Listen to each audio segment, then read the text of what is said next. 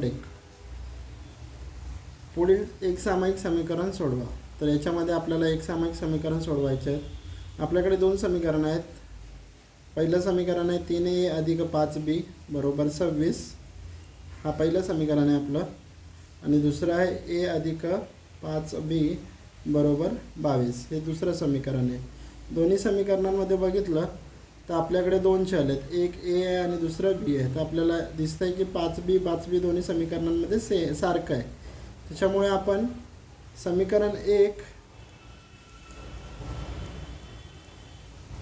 व समीकरण 2 यांची वजाबाकी करू। तर आपण दोन्ही समीकरणांची वजाबाकी करणार आहे। तर आपण लिहिला 3a अधिक 5b बरोबर 26 वजा a अधिक 5b बरोबर 22। वजाबाकी करत असताना आपल्याला खालच्या समीकरणाचे चिन्ह बदलणार, जसं की इकडे वजा आहे आणि इकडे अधिक आहे, म्हणजे वजा आणि अधिक इथे वजा येणार। इथे वजा आहे आणि इथे अधिक आहे म्हणून इथे वजा येणार। 3a मधून 1a गेला तर इकडे राहिला 2a, 5b मधून 5b गेला 0, 26 मधून 22 गेले राहिले 4। एचा a ठेवला आपण असाच, 4चे 4 ठेवले, हा 2 गुणिले होता, इकडे गेला तर हा भागिले झाला, म्हणजेच a बरोबर आला आपलं 2। तर आपल्याला a ची किंमत भेटलेली आहे। आता आपल्याला काढायची आहे b ची किंमत। मग आपण a बरोबर 2 समीकरण, आपल्याकडे दोन समीकरण आहेत सुरुवातीचे 1 आणि 2, तर या दोघांपैकी आपण कशातही ठेवू शकतो। तर सध्या मी 2 मध्ये ठेवतोय, समीकरण 2 मध्ये ठेवू। तर याला आपण समीकरण 2 मध्ये ठेवणार आहोत। तर आपण a अधिक 5b बरोबर 22 समीकरण 2 लिहून घेतलं आपण। a ची किंमत आपली 2 आलेली आहे म्हणून आपण a च्या जागेवर 2 टाकणार, अधिक 5b बरोबर 22 आपण असाच लिहिणार। त्याच्यानंतर 5b आपण असाच ठेवणार बरोबर 22, हा अधिक होता इकडे गेला तर हा वजा झाला, म्हणजे 5b बरोबर आलेला आहे आपला 20। तर b बरोबर 20 भागिले 5 आणि b बरोबर 5 चौक 20 म्हणून b ची किंमत 4 आली, म्हणून आपली उकल आली 2,4। दुसरं गणित आहे आपलं x अधिक 7y बरोबर 10 आणि 3x वजा 2y बरोबर 7। असे आपल्याकडे दोन समीकरण आहेत। हा पहिलं समीकरण आहे आपल्याकडे आणि 3x वजा 2y बरोबर 7 हे दुसरं समीकरण आहे। तर याच्याकडे आपल्याकडे दोन चल आहेत, एक x आणि दुसरा y आहे। आपण बघितलं तर दोन्ही समीकरणांमध्ये दोघंही चल सारखे नाही आहेत, त्याच्यामुळे आपल्याला कोणत्या तरी एका चलाला समान करून घ्यावं लागेल। तर आपण बघितलं तर इकडे दुसऱ्या समीकरणामध्ये 3x आहे आणि पहिल्या समीकरणामध्ये फक्त x आहे। तर आपण जे समीकरण 1 आहे त्या समीकरण 1 ला आपण 3 ने गुणणार। तर आपण इथे लिहूया की समीकरण 1 ला 3 ने गुणू। जर आपण समीकरण 1 ला 3 ने गुणलं तर ते होणार 3 गुणिले x अधिक 3 गुणिले 7y बरोबर 3 गुणिले 10। तर 3 गुणिले x 3x, 7 त्रिक 21y बरोबर 3 10 30। तर आपण याला देऊया नंबर 3। आता आपल्याकडे समीकरण 2 आणि समीकरण 3 मध्ये जर बघितलं आपण तर आपल्याकडे 3x आणि 3x सारखे आहेत, त्याच्यामुळे आपण समीकरण 2 आणि 3 ची वजाबाकी करू। समीकरण 2 व 3 ची वजाबाकी करू। तर यांची वजाबाकी करूया आपण।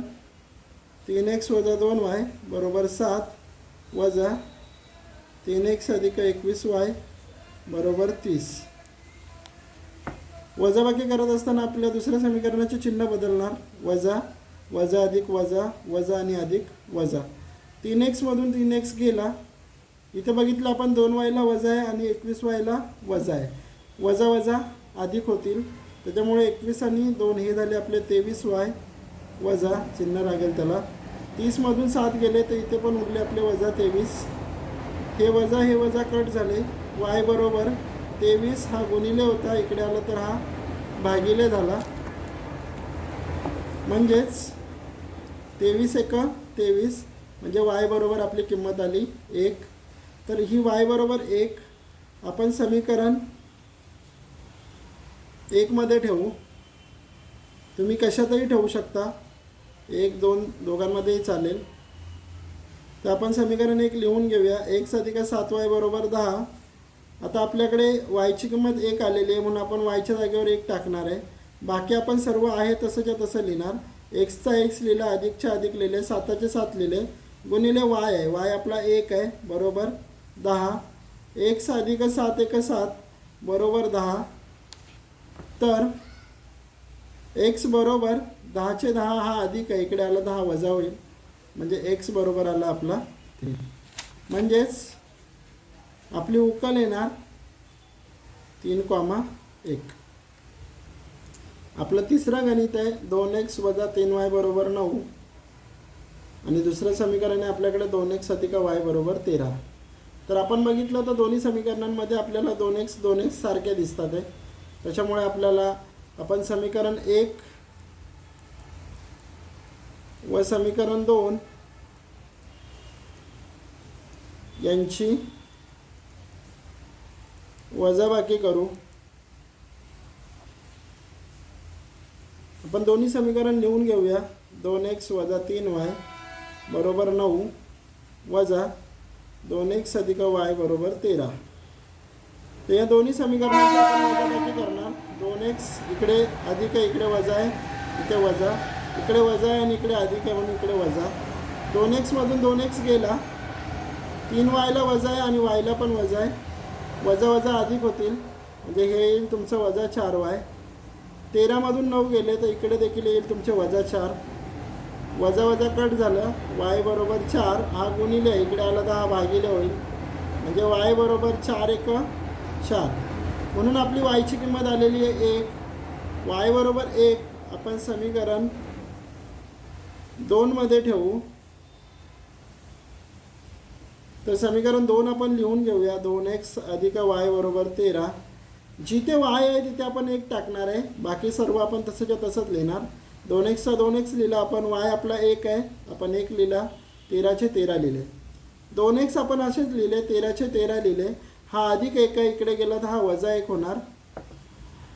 आपण 2x चे 2x लिहिले, 13 मधनं 1 गेला, राहिले 12. x बरोबर 12चे 12 हा 2 गुणिले, इकडे आला तर हा भागिले होणार. म्हणजेच x बरोबर 2 1 2 बेसाक 12. म्हणजे आपला x आलेला आहे 6. चौथा गणित आहे आपलं 5m वजा 3n बरोबर 19 आणि दुसरं समीकरण आहे आपलं m वजा 6n बरोबर वजा 7. आता पण या दोन्ही समीकरणांमध्ये बघितलं तर एकाही चलाचे सहगुणक सारखे नाही आहेत, समान नाही आहेत. मग त्याच्यामुळे आपण काय करू शकतो, तर आपल्याला कुठल्या तरी एका चलाचे सहगुणक आपल्याला समान करावे लागतील. म्हणून आपण बघितलं पहिल्या समीकरणामध्ये 5m दिसतोय आणि दुसऱ्या समीकरणामध्ये फक्त m दिसतोय. तर आपण हे दुसरं समीकरण या दुसऱ्या समीकरणाला आपण 5ने गुणू, म्हणजे आपल्याकडे 5च्या mच्या जागी आपल्याला 5 मिळतील. म्हणून आपण इथे लिहूया समीकरण 2ला 5ने गुणू. तर 5ने याला गुणूया, 5 गुणिले m वजा 5 गुणिले 6n बरोबर 5 गुणिले वजा 7. 5ने mला गुणला तर इथे 5m आले, 5 30n बरोबर 5 7 35. तर हे झालं आपलं समीकरण नंबर 3. आता आपलं समीकरण 1 आणि समीकरण 3मध्ये आपण बघितलं तर आपल्याकडे 5m सारखा आहे. तर आपण समीकरण 1 आणि 3ची वजाबाकी करू. 1 व समीकरण 3ची वजाबाकी करू. वजाबाकी करूया आपण यांची. पहिलं आपण समीकरण 1 लिहून घेऊया, त्याच्यानंतर आपण समीकरण 3 लिहून घेऊया.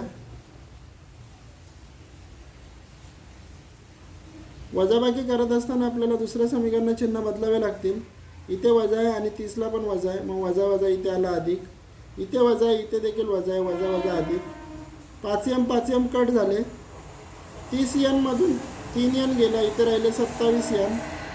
19 आणि 35ची बेरीज केली तर या दोघांची बेरीज झाली 54. n बरोबर 54 हा 27 गुणिले होता, इकडे आला 10 भागिले होईल.